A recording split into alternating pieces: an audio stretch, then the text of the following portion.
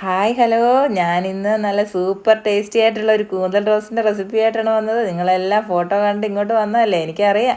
ആദ്യമായി കൂന്തൽ നന്നായി ക്ലീൻ ചെയ്ത് വെക്കുക. അതിലേക്ക് അല്പം മഞ്ഞൾപ്പൊടി, കുരുമുളക് പൊടി, ഒരല്പം ഉപ്പ് എന്നിവ ചേർത്ത് കുക്കറിൽ അല്പം വെള്ളം ഒഴിച്ച് വേവിക്കാൻ വെക്കുക. അപ്പോഴേക്കും നമുക്ക് മറ്റു വേണ്ട ആവശ്യമുള്ള സാധനങ്ങളെല്ലാം എടുക്കാം. ഒരു പാൻ എടുക്കുക, അതിലേക്ക് എണ്ണ ഒഴിക്കുക, കടുക് പൊട്ടിക്കുക. അത് കഴിഞ്ഞ് നമ്മൾ എടുത്തു വെച്ചിരിക്കുന്ന ചെറുള്ളി, വെളുത്തുള്ളി, ഇഞ്ചി അരിഞ്ഞത്, തക്കാളി, കറിവേപ്പില, 2 പച്ചമുളക് എന്നിവ ചേർത്ത് നന്നായി വഴറ്റുക. അതിലേക്ക് നമ്മുടെ പൊടികളായ മഞ്ഞൾപ്പൊടി, മുളക് പൊടി, മല്ലിപ്പൊടി, ഗരം മസാല എന്നിവ ചേർത്ത് നന്നായിട്ട് തന്നെ വഴറ്റുക. ഉള്ളി അരിഞ്ഞില്ലേലും കുഴപ്പമില്ല. നന്നായി വഴന്നു വന്നതിന് ശേഷം നമ്മുടെ വേവിച്ച് വെച്ചിരിക്കുന്ന നമ്മുടെ കൂന്തൽ അതിലേക്കിട്ട് നന്നായി വഴറ്റുക. അത് കഴിഞ്ഞ് അതിലേക്ക് ഒരല്പം കറിവേപ്പില ചേർക്കുക.